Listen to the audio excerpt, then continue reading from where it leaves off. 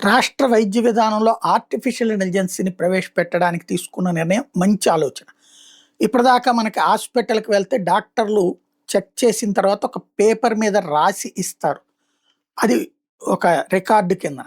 దాంతో పాటు మందులు కూడా పేపర్ మీద రాసి ఇస్తారు. ఇక పైన స్పీచ్ టు టెక్స్ట్ అంటే డాక్టర్ గారు రాయాల్సిన అవసరం కూడా ఆయన మాట్లాడితే అదే టెక్స్ట్‌గా అయ్యి కంప్యూటర్ నుంచి బయటకొచ్చేటటువంటి విధానం దిశగా అడుగులు పడుతున్నాయి.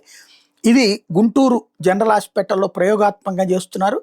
ఆర్టిఫిషియల్ ఇంటెలిజెన్స్‌తో ఇంటర్‌లింక్ చేసి స్పీచ్ టు టెక్స్ట్ విధానంలో వచ్చేటట్టు చూస్తున్నారు.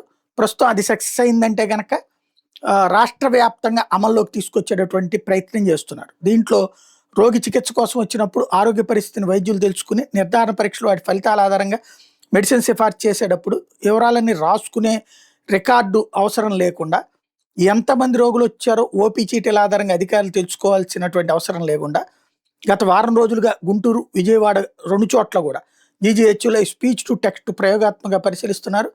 రద్దీగా ఉండే general medicine, psychiatry, radiation oncology, radiotherapy తదితర విభాగాలు ఈ స్పీచ్ టు టెక్స్ట్ పద్ధతిని పరిశీలిస్తున్నారు.